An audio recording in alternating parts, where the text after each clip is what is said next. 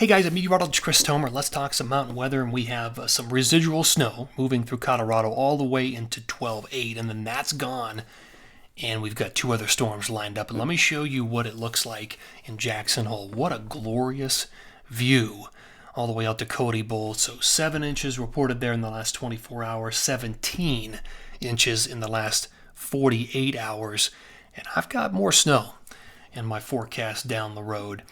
Here's the view in Crested Butte. They're reporting some new snow, and there's still more to go. You can see there's still some snow falling right there in Crested Butte, mixed with a little bit of sunshine. So there's more to come. A good story out of Snowmass. Snowmass is reporting 15 inches in the last, I believe in the last 48 hours. So some really good snow in Snowmass, and you've got a little bit more to go as well. So let me just show you the setup here. So that low moving through Colorado will finish up to tomorrow on 12/8. Then we'll refocus. You can see the next low moving in from the North Pacific. That one will drop some decent moisture for the West Coast, and then it will wash out as it hits the interior. But it's the low behind it in the very North Pacific, riding the northern branch, that is going to be the big storm down the road, like 12/10 to 12/13. It's going to have colder air, better jet support, and even a weak atmospheric river setup. And it's going to hit the Sierra hard. I wrote all about this on my blog this morning, christomer.com. Take a look at it. Please subscribe if you haven't. Just go to the bottom, put your email in, hit subscribe, and you'll get a confirmation. So I talked about that. Wolf Creek also picking up new snow. You've got more on the way as well. The forecast pattern. Let's talk about the forecast pattern here. So this is 12/8 jet stream. You can see the next low coming in, hitting the West Coast, and then the bigger low behind it, riding a powerful jet. That's the one to watch down the road. Let me take you way down the road. This is 12/16. The interior west is dry, but there is the possibility of a new trough of low pressure swinging in to the west coast of California. But again, I'll tell you, this is way out there, 12/16, so this will probably change somewhat. But let's go back to the blog, and I want to look at timing. That's on here if you want to look at it. Let me take it full. This is the future radar and satellite. So by the time we get into Thursday morning, the last of the snow moving through Colorado and away. By Friday at 6, here comes the second low. It washes out.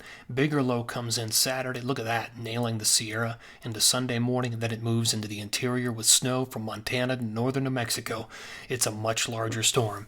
That's through Monday at 11 p.m. I'll play it out one more time for you. So here is Thursday, 6, Friday at 6 a.m., and Saturday at 6 a.m. Here comes the big boy. By Sunday, 6 a.m., everybody's getting nailed west, and then it moves into the interior through Monday in the morning, and then Monday night, you can see the low spinning its way through Colorado and Wyoming at that point. All right, let me look at the totals. So we'll do these totals in 3 different phases. So this one, 12/7 through 12/9. So Shasta starts to reap the benefits of not only the next low, but even the bigger low behind it. That's why you've got such a big number there. Hadn't quite reached Heavenly or Mammoth by the 9th. But look at the Pacific Northwest. Baker looks good. Schweitzer looks good. In Colorado, that snow you see there is mainly from that remnant low into the 8th. But some good snow.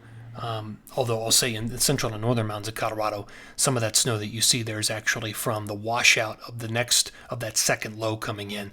So it's a combination of the remnant low and then the washout low in Colorado.